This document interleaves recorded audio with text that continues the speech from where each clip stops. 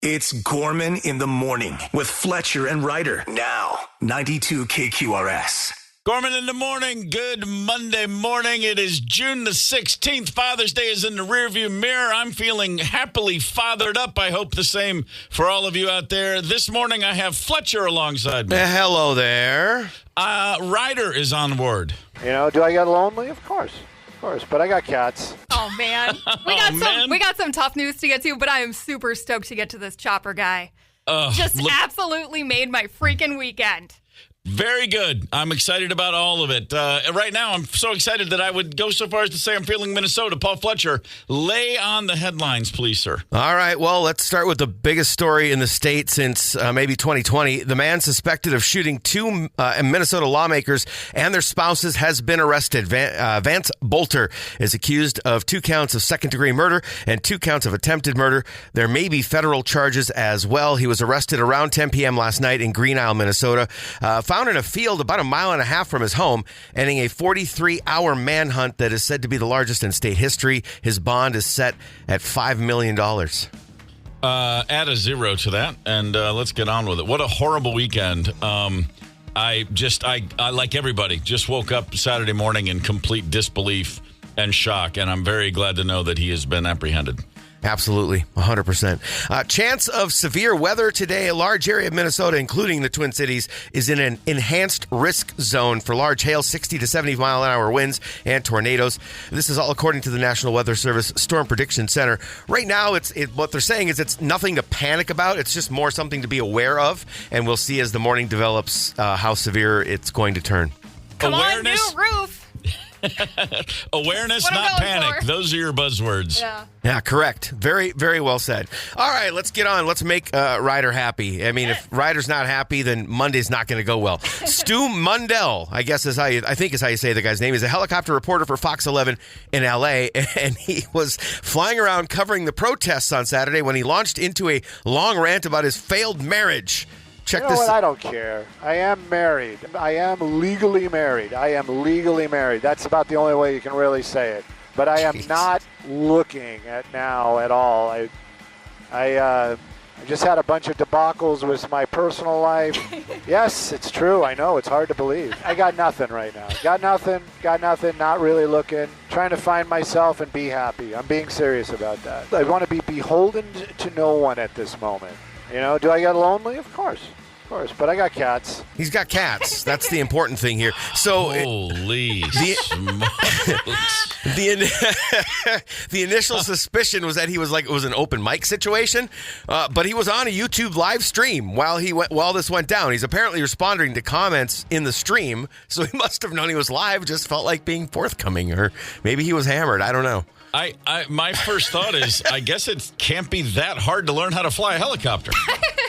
He clearly isn't focusing on the task at hand, and he didn't crash, so hell, maybe I'll give it a shot. Do those choppers, are they flying it and doing the live stream, or is somebody else flying it and he's sitting there riding shotgun? No, that one I think he did actually have a pilot in there with him. I hope so. From the details that I saw. But yeah, just kind of went off on a tangent there. They were nowhere close to where the protests were when these comments came out. So I think he's just trying to fill time, and things get real goofy when that happens.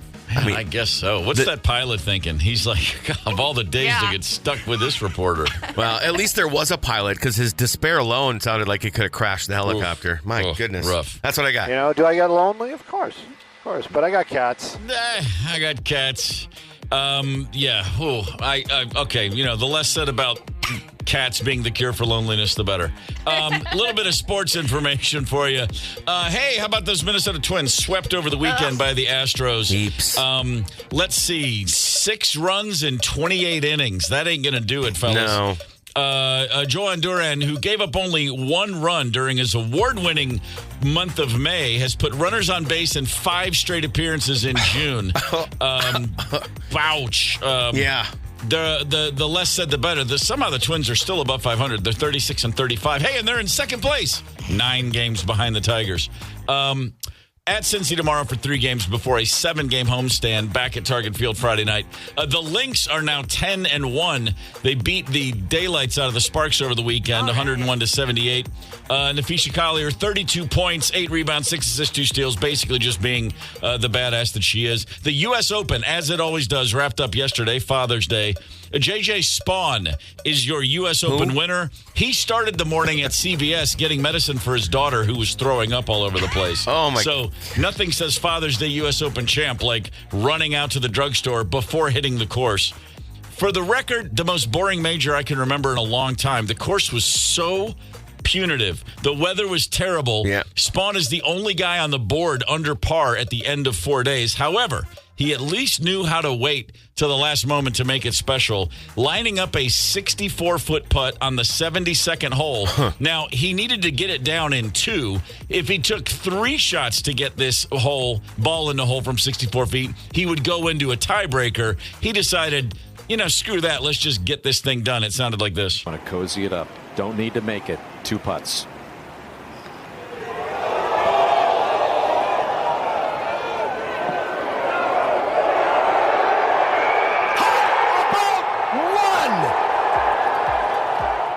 Just pretty the great. Crowd following along with him, you could tell how long the putt was just on the audio. The silence was like forever for that thing to drop. It was the longest putt hit over the weekend by a pretty substantial margin, in fact.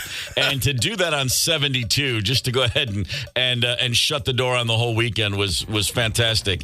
A bit of a journeyman, JJ Spawn. He just made a little over $4 million for those 4 days of golf. And apparently his daughter's feeling much better now, too. So happy Father's Day to JJ Spawn. Nice job there, buddy. Want to give a quick shout out to Delano. Glad to have you with us this morning. I'm hearing good things about a place called Peppermint Twist in Delano. We were going to go yesterday, and we ended up not going. But if anybody's had an experience at Peppermint Twist, I'd love to hear about it. Delano in the house. Yeah. Right on. Gorman in the morning. Coming right back. 92 KQRS. Streaming from 92KQRS.com. Gorman in the morning is back. 92 KQRS. Gorman in the morning on Minnesota's 92 KQRS. Good Monday morning, the day after Father's Day. I trust Fletcher. I trust you had a fine day. I did. It was pretty relaxing. We just went to a parade. Nice. Which was good. And they let me go to Buffalo Wild Wings. I'm a sucker for those wings. You're living the life. I can't complain. It was a good Sunday for sure. How about you? A couple of phone calls. Yeah, good. A couple of lovely phone calls from the kids who couldn't be bothered to come into Minnesota to say Happy Father's Day in person. It's all right, whatever. That's fine. Was one of them just here, though? I mean, come on. Well, yes, that's some very credit, true. But still, I thought there'd be the boomerang. Hey, surprise, I'm back. But no, just some lovely, actually some wonderful phone calls. That's good. A surprise visit is a lot to ask. It man. is. I'm just kidding. I'm pretending either one of them's up listening to the show and giving them grief. No, I had a really nice time. And in fact, Saturday night I had late Saturday night I had a wonderful text exchange with my daughter. She was at a concert in Virginia, but she was thinking about she heard a song and it made her think of me, and then we ended up having a really lovely late night. Aww. One of us was drunk exchange, and then I think she remembers starting that whole thing. It was really lovely. That's awesome. Ryder, how's your dad? Did he have a good day? I checked in with Dad yesterday. He's hitting the road for Minnesota this morning, so we are going to see him on the KQ Karaoke Cruise on Friday. Yeah. All right. So he's already picking out songs for us to sing together, so we're going to just obliterate some Tom Petty probably. Okay, I was just going to ask, does he have a go-to, or is it probably going to be... It's just like something that's kind of monotone, so we can't screw it up. Oh, gotcha. That'll work. Yeah. Hey, he's the dad. He can do whatever he wants. No, but I mean, I haven't gotten Dad a physical Father's Day gift in years, but golf balls was always the big go-to one, where at some point he just said, you guys got to stop getting me golf balls. I don't do that. I don't play that much. I told the kids a few years ago, just okay, you're done. That's great. The funny personalized socks with pictures of Chauncey on them. Love them. But you gave them to me at Christmas, too, so let's just do it once a year. I, too, have received a lot of golf balls over the years for Father's Day. Yeah. And I welcome it every time. But at some point, I just said to the kids, look, stop sweating it. Just, you know what? Let's just you tell me you love me more than just once a year, so it's always welcome. But just make sure once on the day. Just throw it out there. Sure, good to hear from you. They're very happy to oblige. A few years ago, I got during the pandemic, we went through the Marvel Cinematic Universe. That was kind of our thing that we did together as a family. We watched all 26 of the movies. Oh, jeez. And in Ant-Man... The pandemic was long enough for that? Yeah. It was easy when you knock out multiples a week. Okay. In Ant-Man... Paul Rudd gets from his dog. They don't have a lot, and so there's this crappy trophy that says "World's Greatest Grandmother," and at one point that's given to Paul Rudd, and so I got a replica of that as a Father's Day gift a few years later. And that was a trophy that said "World's Greatest Grandmother." Yeah, All right. that's in the Ant-Man movie. That's what that was the symbolism of it. It was pretty cool. It was thoughtful, and that was one that tickled me a bit. Very nice. A lot of us don't have actual, real, honest-to-God motivation. You know what my dad needs? So, of course, we go to Google and we look up, what do I look for? What do I look for? Right. Google did release the top trending Father's Day gifts that people were searching over the past month. They gave us a full month of Google searches for Father's Day gifts. Personalized socks, which I've already mentioned, was number 10 on that list. Oh, really? Oh, yeah. A lot of people looking for the personalized socks. And golf bags and accessories also in there. Any guesses? Are people still searching for ties? They are. They absolutely are. Oh, damn. But I think the personalized socks is right there. Sort of that and the tie have kind of joined forces. It's one or the other, if not both. The matching tie and sock, maybe the matching tie and sock talks. How am I trying to say it? Matching tie and sock set is something maybe we should look into. Yeah. Guilty. Yeah. You have a matching tie and sock set? No, I'm thinking as an idea, as a business idea. Okay. Okay, yeah, that's a good idea. Yeah. Pick yours up at the Minnesota State Fair. Yeah. That's what I'm thinking. I'm guessing a lot of smart technology. Was there, smart tech in the search? No. Really? No. Gosh, no. What about What about power tools? Don't see power tools, oddly enough. I'm shocked about that. Most of us realized a long time ago, my dad doesn't want new tools. He wants to buy his own tools. Well, and I would say that about tech too, like your phones and stuff like that. You don't want to buy that for somebody else. Let them get their own. Now here's one that I would happily receive this anytime. Dartboard. I'm always down to get an honest-to-God dartboard and some good darts on Father's Day. That'd be great. Yeah, that would be great. Yeah, a real one that takes real darts, not an electronic one. Yeah, of course. Cool, and then you look up the actual measurements. How high should it be? And you get the proper pub protocols in place, and you play for 3 days, and then forget all about it. It's great. Yeah, and you can quote Ted Lasso and say barbecue sauce. That'd be fantastic. So, the number one searched Father's Day gift from Google the last month, an oldie but a goodie. Still, I don't know why this surprised me. Anybody want to take a shot? Last chance to tell me what the most searched Father's Day gift was. Let's see. I'm guessing something dumb like cologne or something like that because you're saying that it's old school and you're surprised. No, cologne would have been a good one back in the day for sure. Ryder? Okay. Golf clubs. It's close. Grills. Just good old-fashioned grills. A grill? Right. Yeah. Wow. Dudes love the grills. In fact, one of my, I forgot about this completely until I saw that was the most searched thing. Father's Day 2003.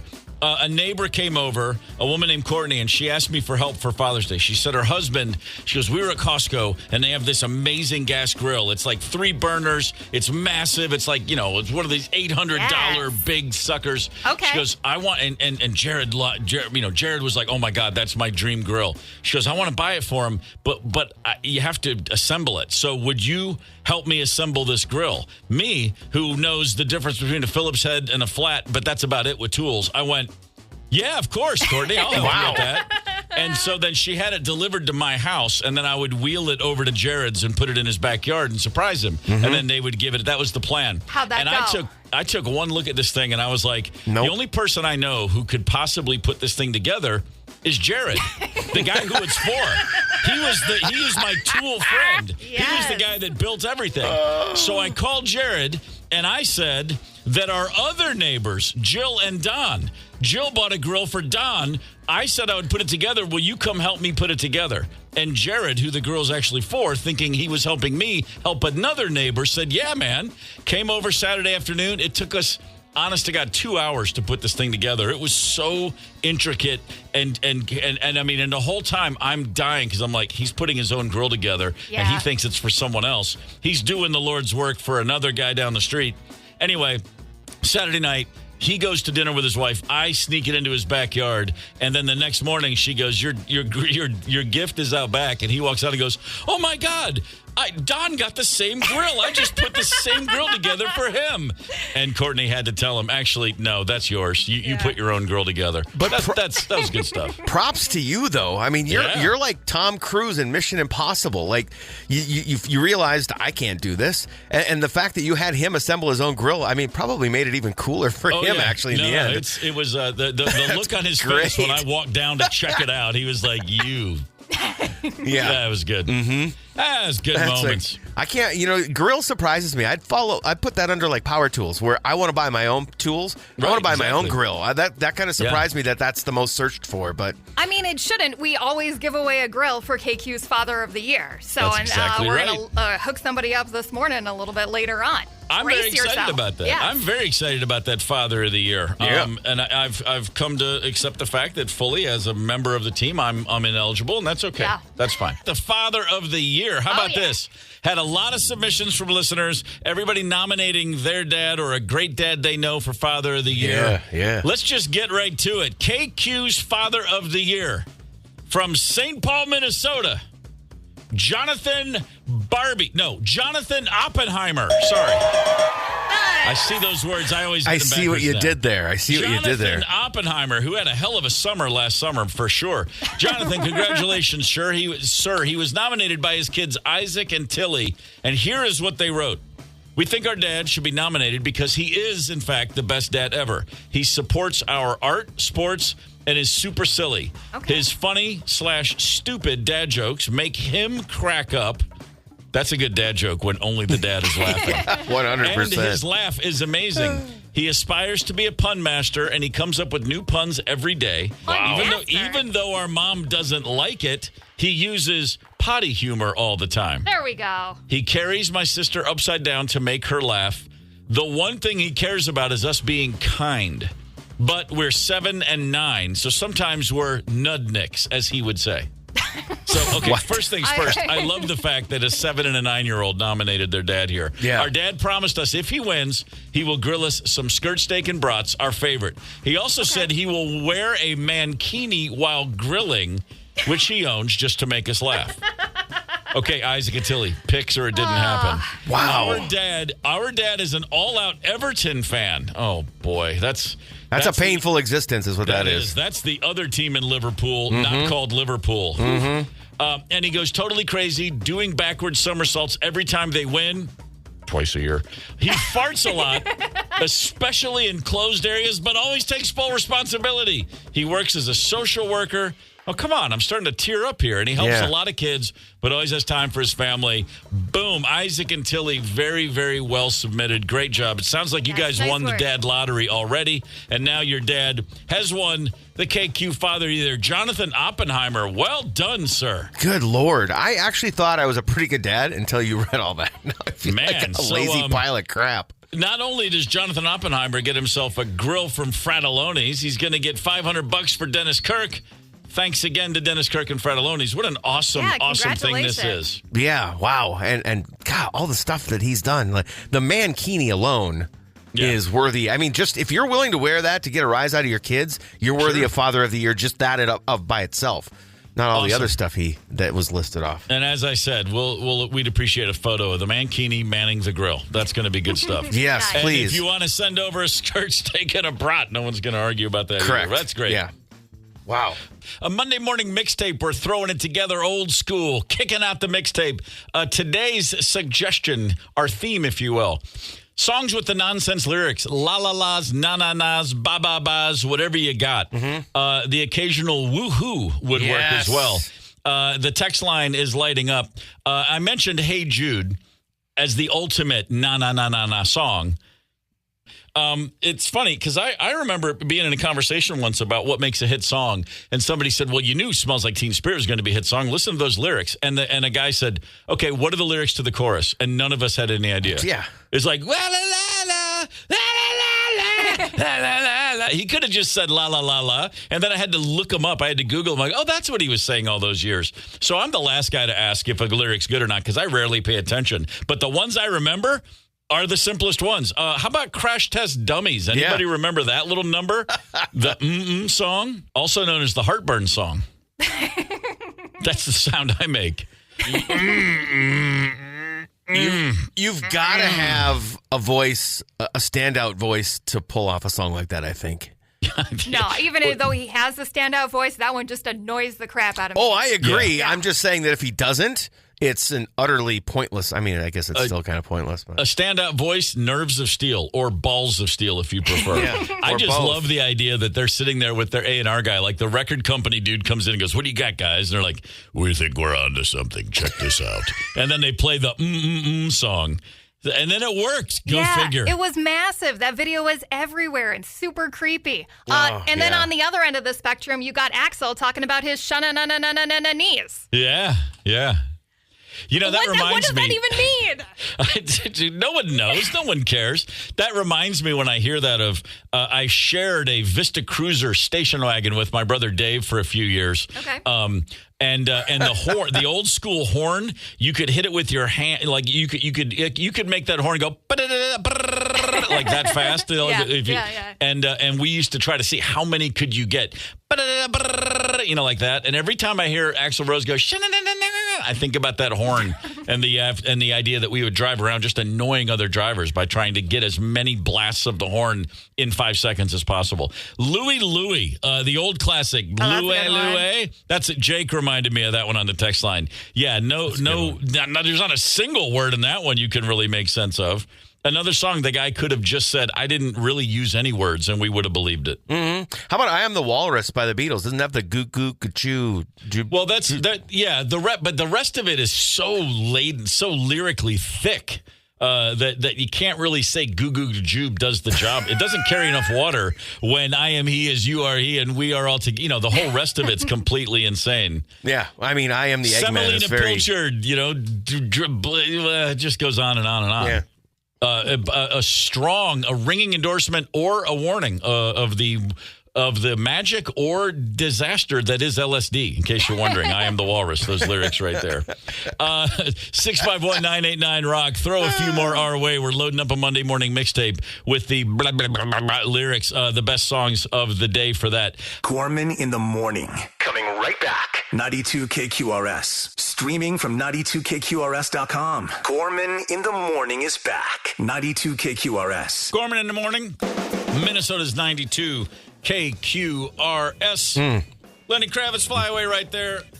Lenny, by the way, still looking pretty good. I don't know if you saw that video he posted last year of himself working out in leather pants. What a freak. Not too many guys really. I get working out in leather pants. It's a whole new level when you share it with the world. Did he come out of the womb with a six-pack? Is that how that worked? Pretty much. Okay. Yeah. Wait a minute. Did you just say you get working out in leather pants? Yeah, of course. I mean, listen. The chafing is the problem, but otherwise, it always works for me. Oh, okay. Yeah. You do wear a lot of leather in the morning too. Here, it's weird. And don't kid yourself. It takes a lot of leather to cover me.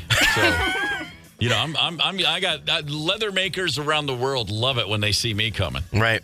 But pleather, right? Because you don't use the real stuff. Naturally. Right. No, I'm trying to think if I've ever, even as a joke, put a leather pair of pants or even more especially chaps on, and I think the answer is no. No, it's never happened. Man, there's just certain things, no matter what, that no one needs to see, and me in leather pants is one of them. I mean, granted, I have the legs of a Vegas showgirl, which is why I show them off so much. Why cover up the magic with leather?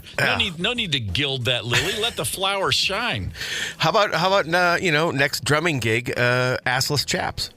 Well, that begs the question, are there any chaps that aren't assless?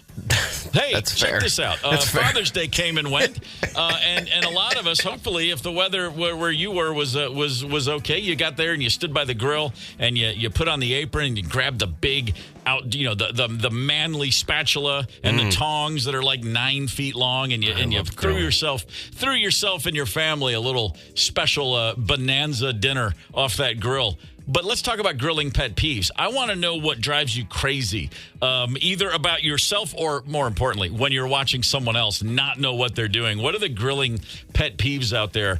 And I'm guilty of all these, at least in the past. I got a grill.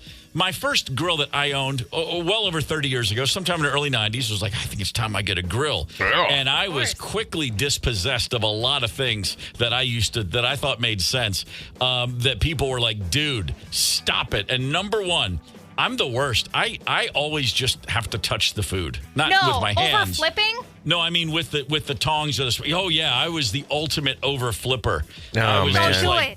Don't do it. Yeah, I'm like, well, if that flame was on me, I'd be ready for a flip. I had some bizarre lack of understanding of what it actually involves. Smashing the burger down, just like flipping a burger a bunch. That was the ultimate sin. I was really guilty of that at first, and then it was a buddy looked at me one day and he said, "Would you just, for the love of God, put that spatula down and close the grill and leave it." Don't touch it. Yeah. I'm like, how am I supposed to trust anything if I can't watch and completely, constantly manipulate the meat on the grill? That's not how this works. It's like they say, I was the worst. Spatulas are for flipping. That's it. That's all they're for. Just use it to turn that thing once and leave it alone. 100%. I had no idea it was a one-time flip. The one flip Sally, I call it. There's always an exception to the rule, right? But that's typically how it goes. See, when somebody takes the energy to grill for me, if I'm at somebody's house, I don't get too picky. Yeah. But the one where I wince is when you see a dirty, stinky, gross grill. And you're like, you're really going to cook my meat on that thing right there? That's where all the flavor is. Oh, my God. Yeah. Well, there's a certain extent of what's the, you know what? Yes, you're right. Yeah. A well-seasoned grill is great, but a dirty, greasy, no, not so much. There's a big difference between seasoned and dirty. And I'm not into that. Just lick it right off the grill, dude. Oh, my That's God. where all of the good spices are. I learned pretty early on, too, that you, as far as burgers go, you want to get good meat. Yes. You don't buy the cheapest stuff. Again, guilty. Like, well, I got all this, and well, this is half as much as that for a pound. Yeah, man, let's load up. And then you find yourself going, well, that looks like a hamburger. I wish it tasted anything like that. I had one real beef, if you will, with my brother. I was at his house, and he's Mr. Grill Master. And to his credit, this is my brother Doug. He's very handy with the grill. He's got the green egg. He's got the deep fryer. He's got all the things for all the things, right? But I watched him in his kitchen, and this is within the last 10 years. And he had all the ground beef in a big bowl. And so, you see someone, they'll chop up an onion, they mix it in with their hands. They put maybe sometimes even a diced jalapeno. You mix it in with the beef. No. You know what he added to his beef? Applesauce. Huh. Interesting. Have you ever heard of that? No. Applesauce into the ground beef, mixed it all up. And I looked at him, I go, what in the hell are you doing? He goes, oh, man, you won't even notice the applesauce, but it keeps it moist no matter what. Yeah, I can see this. I can see that keeping it moist. Fun fact, you do notice. You do notice, and it's gross, and it just made no sense to me. And he's like, come on, man, that thing's great. I'm like, yes, it is moist, but so's water. Why don't I just have a sip of water? Yeah. I don't need this much moisture in a burger. And have you guys, so no one's ever heard of that one? It did not make me happy. Buy fatty enough beef, and you don't have to worry about applesauce. That's very true. I have heard of adding a little bit of sugar into your burgers, though, just because it brings out a little bit of some of the beefy flavor in there. A little bit of what? I'm sorry, I missed you. Like the beefy flavor. I think that's what, if I remember correctly. I've used it a few times here and there. I can't say I've noticed a huge difference. Okay, fair enough. What about fish? You guys confident with a grill and fish? I'm fairly confident. I don't eat fish, so I don't do it often. But I've Googled it from time to time, looked it up on the YouTubes. Hold on. You're Correct. burying the lead. Yeah. You don't eat fish. No, I don't like it. I've tried many, many times. I know it's a good lean source. Minnesotan. Yeah, no. There's exceptions to the rule. If they pull, walleye right out of Lake of the Woods, and then my uncles go chop it up into little chunks, and then they deep fry it in their beer batter, yes, I'll have some of those. But generally speaking, Wow. Okay. I'm never making it at home for myself. It's not going to happen. Only fried seafood? I'll have that, though, that specific example. But you know what? There's a weird thing for me. Like, I've had a bit of everything. I've had, like, market fresh lobster. I've had bass. I've had salmon. I've had Vandy Camp's fish sticks, and it all tastes like seafood to me. It has a fishy flavor that I can't get past. I don't do it. I don't know who's... If your fish tastes fishy, then you did it wrong. Yeah. So hold on. No sushi with you? No. Oh, my. Well, that just means more for me. Have you been to Sea Salt? Let's go anytime. I have been to Sea Salt. And still? Dude. No. Boy. Okay. I'm no on fish. I've known Ryder now 2.5 years. First time I've ever seen the woman speechless. The look on her face right now is something I wish I could share with the world. You know what? Chicken is moist and pretty darn lean protein as well. I can get it there. Okay. Just the grilling with the fish thing, you need special tools, and that kind of pieces me out. I don't, you got to get a plank, or you got to get some kind of basket or whatever, or else it's just going to fall apart. So that's my hang up on grilling fish myself. Mm-hmm. Yeah. But yeah, even I make a trip to Sea Salt, at least once a year. Big fan of the plank, by the way, for grilling, for grilling the old salmon on the grill, the old cedar plank. Nothing like it in the world. That's how I've done it for Mom in the past. I will say, going from a conversation about reticence to eat fish and then saying chicken does the job, that's like when people say, well, tennis was wearing me down, so I decided instead I'd start playing chess. You think they're going to go to pickleball, but then they throw it out there to chess. Grilling pet peeves in honor of the fact that we just went through Father's Day, a big day for the grillers that we all know out there. 651-989-ROCK. If you got a few, if you got one at all, let us know what it is. Here's one that also, I will admit to doing this wrong for a long time. Hot dogs or brats or any link on the grill, I would lay them out against the grill. Like I wouldn't put it in the grooves. I would go perpendicular for some reason. I guess so I could roll them easier, like with the tongs. I think this is the silliest one of all of them, because it's like, who cares? I like those. I like the marks on my hot dog. I do too. But the fact is you put them lengthwise between the bars of the grill. Great, then they just sit there. There's no chance they're going to roll back. There's no chance. I don't know. It really doesn't make a difference. But I like the char marks. Yeah. Yeah, I like them, but then as my same brother, my applesauce beef knucklehead brother said, no, man, lay them in there. And I was like, yeah, that kind of makes it a little easier, I guess. Keeps it all in place. But my number one grilling rule that I've, over the years, is I pretty much just leave it to other people so I can bitch about how they do it, and then I don't take any of the heat. Pro tip. I love grilling, though. I can't. I like to be the one in control if I can be. It's fun. We all it's satisfying, too. I get it. I totally get it. Yeah. It is satisfying when it works. It's satisfying when you see people being excited. When you see the happy face. But I don't get the happy face as much as I would like to admit I do. Just telling you. Just that's it. It's really a me thing. I'd like to do pretty simple. I'd like to do my smash burgers for you guys sometimes. I think they're pretty damn good. Caramelized onion with provolone on 2 smashed patties. Properly seasoned. Come on now. That's very fancy. I will do that. And if you want to caramelize some onions and mix some provolone on a big old swordfish steak for me, I'll try that too. All right. Get me a big old plank then. Back to the Beginning is reuniting Ozzy Osbourne with Black Sabbath in their hometown of Birmingham, England for one show July 5th. This will be a legendary performance. Going to feature sets from holy smokes, seriously. Metallica, Guns N' Roses, Pantera, Alice in Chains, and many, emphasis on many more. Yeah. A pay-per-view live stream is going to let fans from across the world experience this historic farewell for themselves. Enter for a chance to win a free live stream ticket at 92kqrs.com. That is going to be what they call a banger of a day. Sharon has been busy building the buzz for this one, huh?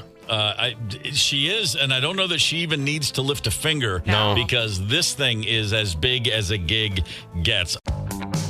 Connect with us on the KQ Talk and Text line. 651-989-ROCK. That's 651-989-ROCK. 92 KQRS. Gorman in the morning, Minnesota's 92 KQRS. It is Monday, June the 16th. This Saturday night, over in Eau Claire, that band where you just heard, Collective Soul, will be playing. Ed Roland, the singer of Collective Soul, the guy responsible for just a litany of hit songs. Good God almighty. That one, Shine, their first hit. Ed's going to call in the show later this week. Good dude, Great. Ed Roland. Cool. So I'm looking forward to catching up with him, seeing what's happening in the world of Collective Soul. Do you think he'd mind if I told him how much I loved Hint's allegations and things left unsaid and how I listened to it repeatedly?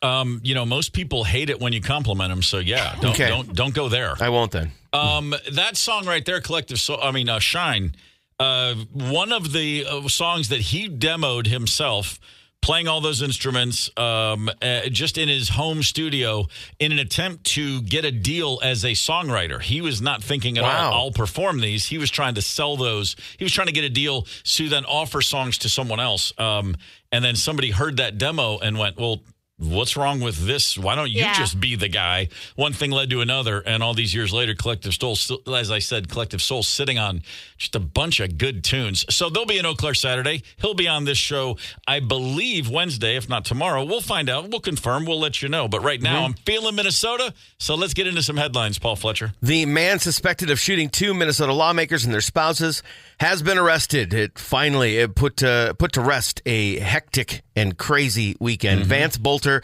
is accused of 2 counts of second-degree murder, 2 counts of attempted murder. There may be federal charges as well. He was arrested around 10 p.m. last night in Green Isle, Minnesota, found in a field about a mile and a half from his home, ending a 43-hour manhunt that is said to be the largest in state history, and his bond has been set at $5 million. Melissa Hortman, who was murdered in this rampage, she and her husband both. Boy, if you want to get a sense of how well respected she is around these parts, just look at what the folks from the other side of the aisle are saying about her as they remember her. Just an absolute, somebody called her the most consequential House Speaker in state history. Wow. And I've yet to see anybody suggest that is not very, very accurate. As far as the Hoffmans go, John Hoffman and his wife Yvette both shot. They are recovering. I imagine it's going to be a long time. They were both shot multiple times. There's so much to this story that's just so gut-wrenching. Yvette Hoffman jumped on top of their adult daughter to shield her from the bullets. Yeah. The more you read about these things, the more it just seems completely incomprehensible. All this to say, our hearts go out to everybody, families and friends and colleagues of both families here. An absolutely horrific event of international significance. And I'm very happy, as you said, that this guy's been caught. $5 million bail is nowhere near enough. There's no reason to think this guy should ever be out walking again. Couldn't agree more. Chance of severe weather is possible today. A large area of Minnesota, including the Twin Cities, is in what they call, quote, an enhanced risk zone for large hail, 60 to 70 mile-an-hour winds and tornadoes. This is all according to the National Weather Service Storm Prediction Center. Right now, they say it's nothing to panic about, just something to be aware of. We'll see how everything develops. You know what, though? I call this progress. We used to never talk about preemptive weather. You know what I mean? And now we do. And so whether it happens or not is one thing, but the fact that they're getting somewhere where they can give us a heads up on this, that, hey, tonight might be kind of a disaster. Heads up. That's nice.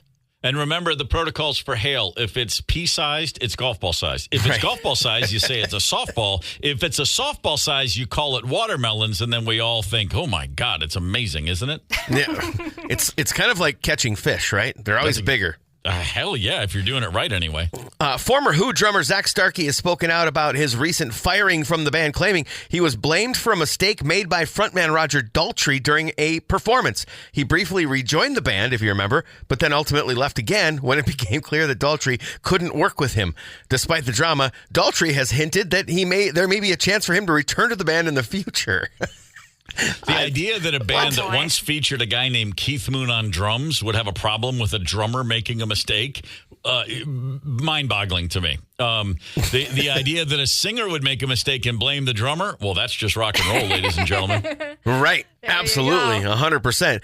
Can you cook a steak in a dishwasher? It turns out that you can. There's apparently a lot of science involved, but the drying cycle of a dishwasher is often hotter than the washing cycle, which can result in an overcooked steak unless you keep an eye on it and remove the steak just before the drying cycle begins. I think we've got some audio on this. Teaching my culinary class how to make a dishwasher steak. We're going to go for a 1-hour sous vide in the dishwasher. All right, time to check the dishwasher steak. We're going to take it and sear it. Some sea salt butter in the pan. After you sous vide, always pat dry. Flavor this up with a little smoked mafia. Just falling apart. That's how tender it is from the dishwasher. Show me a better cooked steak. Rib cap, perfectly done, not overcooked because of that sous vide. In a dishwasher. Okay, you take a culinary class that said we're going to teach you how to cook a steak in a dishwasher? I mocked this whole thing, but after watching that video, I'm on board, and I might even try it. Okay. So for those that don't know, sous vide is the process of cooking it while it's vacuum. It's in a vacuum, the meat is. Mm-hmm. And so you put it into hot water, and you can control the idea is you can control the exact temperature of the water and get the perfect cook. It's not overcooked, it's not undercooked, and then you finish it off with a sear. So it's vacuum packed, not in a vacuum. It's been vacuum sealed like in a bag. Right. That's what Just I meant. Making sure. Yeah, for sure. Because if I got to make room for the Dyson in the dishwasher as well, then we got all kinds of problems. Yeah, that would be tough. I think that's probably a good chance of an electrocution, too. I also think you want to stay away from, say, like your Cascades. Go with a 7th generation, like an all-natural detergent for that cycle. Mm-hmm. Just to be safe. Just to be on the safe side. I'll tell you what, that freaking steak he did that he's talking about looks awesome. So yeah, I bet it does. I'm going to give it a look. I'm going to give it a try. That's the ultimate, this guy can do it, but you probably can't. I'm going to do it. I'm doing it. The Twins are playing bad baseball, ladies and gentlemen. They just dropped 3 in a row to the Astros down in Houston. The starting pitchers were really having a rough month of June. Now the bullpen also. Johan Duran. I want to say Duran. You know, like as in the old movie. Right. Johan Duran is really struggling right now. Gave up 1 run during the month of May. He's now put base runners on in 5 straight appearances. Now, this guy comes in the 9th inning. Not supposed to let anybody get on base. Now 5 in a row he's done that. The Twins are on a bit of a schneid right now. They're 36-35 in second place, but that second place doesn't mean much. They're 9 games behind Detroit. They have a day off today, 3 in Cincinnati, and then a 7-game homestand at Target Field starts on Friday night. The Lynx are 10-1. They're just boat racing the league for the most part. 101-78 victory at home over Los Angeles on Saturday. The U.S. Open wrapped up yesterday, as it does every Father's Day. A guy by the name of J.J. Spawn came out of nowhere to win this bad boy. Oakmont Country Club in Pennsylvania, just from the look of this course and the weather they had to endure, I would shoot maybe a 200 for 18 holes. I'm not kidding, by the way. No. That course looked completely impossible. 1 player ended up under par for the entire weekend. That is your winner, J.J. Spawn. He went out in style 64 feet away from the hole on number 18 yesterday. It sounded like this. Want to cozy it up. Don't need to make it. 2 putts. Mm-hmm.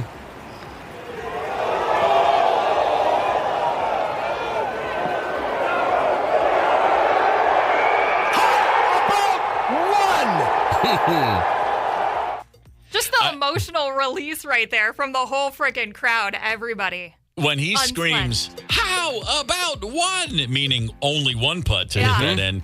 When he says "how," the first thing I think every time is he just sat down on a tack. How? It just comes out of nowhere. But no, he was just excited to see an incredible putt, 64-footer, the longest putt by far of the weekend by anybody on the course. Yeah. Congrats, J.J. Spawn. It's Father's Day. He did celebrate by waking up before sunrise yesterday to tend to his sick daughter. He said he was at CVS waiting for them to open so he could get some nausea medication. That's a solid Father's Day. Take care of the kid, take care of the course. $4 million later. Dayton, Minnesota. Glad to have you with us. Dayton. Damn straight. A charming little nugget just north of Maple Grove. That is, as Ryder just said, Dayton's official the slogan. Dayton, damn straight. And I can't think of a better one to have. Gorman in the morning. Coming right back. 92 KQRS. Streaming from 92KQRS.com. Gorman in the morning is back. 92 KQRS. Gorman in the morning, Minnesota's 92 KQRS. It is Monday, June 16th, so we're putting together our Monday mixtape. I don't know, man, you guys are you old enough to have ever done the actual mixtapes? Either one of you? Did you ever take the cassette? Okay, so you have experience. I take tons of songs, some of yours included, Steve, off the radio.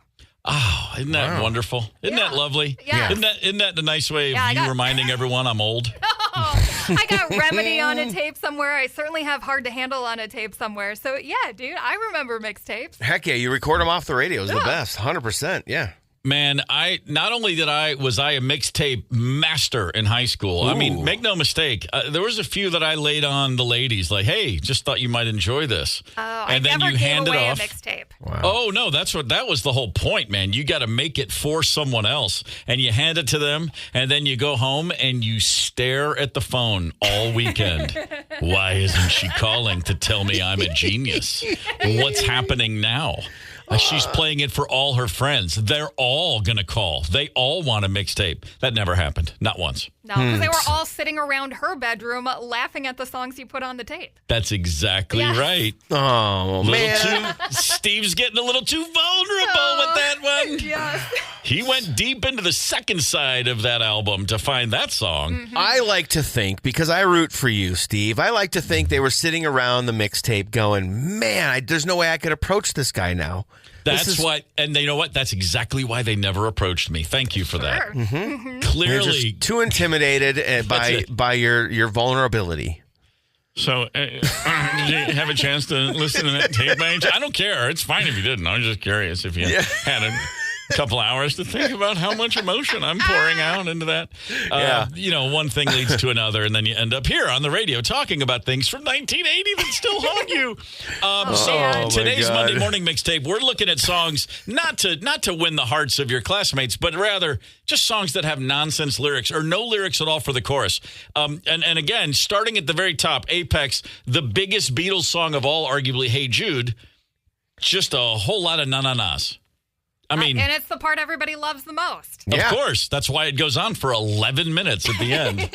You got to give the Beatles credit. I mean, what a flex in 1968 to go, by the way, hey, pop radio, here's a 7.5-minute song. No, seriously, play the whole thing. There's no edit. And, of course, everybody in the planet who worked at a radio station went, yeah, we'll play that. Yeah, we'll do that. Play it. Yeah, for sure. There was a time when this song didn't exist, and then it did. I mean, just imagine that. Like, it's like the Star Spangled Banner. It's just always been there. But no, it just came out one day, and people are like, what are they doing? They have a song without a lyric in the chorus. That's a really great way to phrase or to frame just how iconic that song is by saying, you know what, there was a day that song didn't exist. Yeah. You know what I mean? But you think about that, it kind of blows your mind that, yeah, you know what? Once upon a time, that song wasn't in existence. There it was. A lot of great suggestions on the the text line, 651-989-ROCK. I meant to mention this one earlier, Rubber Biscuit by the Blues Brothers, a favorite of mine when I was a kid. I mean, Dan Aykroyd not saying a single word, just blasting around, all that. A fantastic one. Third album by the Police. Zenyatta Mendata. Oh, the D-do-do, whatever, what, right? Is that the song you're doing? Da-da-da-da. That's all I want to say to you. Yeah, pretty strong. Talk about a flex. Yeah, Sting's like, we're the Police. We can get away with this. Yeah, absolutely. Everybody's like, yeah, you can. Sure you can. 651-989-ROCK. Yes, Ryder. Can I throw in one click flex? Every Monday morning mixtape we do, somebody from Neil always chimes in on the Facebook page, and his suggestion is always Chumbawamba's Tub Thumping. And it works nearly every time. And no joke, I was at the gym yesterday listening to Chumbawamba's Tub Thumping over and over and over again just because I thought I had gotten Neil. He cannot say Chumbawamba's Tub Thumping because it's just not, there's no na-na-nas or la-la-las or do-do-do or any nonsense stuff. And then he comes in with Tub Thumping by Chumbawamba covered by Yoko Ono. Oh my. Just mic drop from Neil this morning. Wow. Yeah, and you're doing us all a service by not playing it. I can't thank you enough for that. Yeah, that's. I didn't know that this was a thing. But my hat's off to Neil because he absolutely got me this morning. If there was an award given for greatest dichotomy, greatest difference between how much you respect an artist but never want to hear her music, that's me and Yoko. Love her to death. I think the world of her. Every time I've ever seen an interview, I'm like, I agree with everything she's saying. And plus, she was good enough for John Lennon. She's good enough for me. That said, don't ever need to hear the music. That's just me. I think that's actually a very fair assessment that could probably be applied to just about everybody. I don't know too many people that want to listen to Yoko do her thing, but I'll listen to her talk all day for sure. Fascinating life. She's still leading. Hey, you know what? We had some pretty good news earlier today. We announced KQ's Father of the Year, and I would be remiss if I didn't again say, well done, Jonathan Oppenheimer of St. Paul. This is one hell of a dad. His kids, Isaac and Tilly, responsible for the nomination. And we're thrilled to say Jonathan Oppenheimer, he picked up that grill from Fratelloni's, $500 to spend with Dennis Kirk. Right on, Jonathan. Keep on rocking. And the kids sent in a picture of Dad in an Easter Bunny costume that's posted on our Facebook page right now. They went above and beyond to just embarrass their dad. I am so proud of them, and Jonathan too.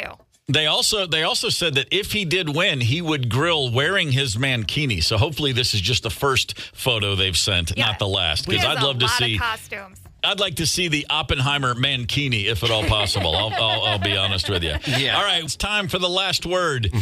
Bill Lear. Ever heard of the guy? No. The Learjet? Yes, sir. Oh, really? An American inventor and businessman. He's best known for founding Learjet. He also developed the car radio and the 8-track cartridge. Wow. So Bill Lear, over 140 patents in his career of 46 years. However, the only thing you need to remember about Bill Lear is this. He named his daughter Shanda. Chandelier. Are you kidding me? Funny guy, that Bill Lear. No, sir. Chandelier. He's got quite a sense of humor. Yeah. Wherever you are, Shanda, trust me, it could be worse. That's I the guess. ultimate dad joke. That is the ultimate dad. I thought you'd appreciate that as we look back on Father's Day weekend. Well played, Mr. Lear. Tomorrow on this very show, we're going to play a little game we call WTF, Wisconsin, Texas, Florida, to give away to a listener KQ Karaoke Cruise tickets. That is this Friday, the KQ Karaoke Cruise. Oh, baby. Looking very, very forward to that. Hey, quick up on the socials at 92KQRS. We've got the morning mixtape. The nonsense lyrics songs are posted. All of your submissions, so if you want a compiled list, they are there for you there. Yeah, if you want to let us know what we missed, too. I know there were a bunch. Yeah, for sure. Yeah, game on. Make no mistake about that. All right, what's coming up next, Mr. Fletcher? I've got KQ Karaoke Cruise passes at 12:30 and 1:30, and then we'll go commercial-free right around 11:45. Perfect. Gorman in the morning is also Gorman on the go. Get the 92 KQRS app and stream live or catch the Gorman in the morning podcast anytime. 92 KQRS.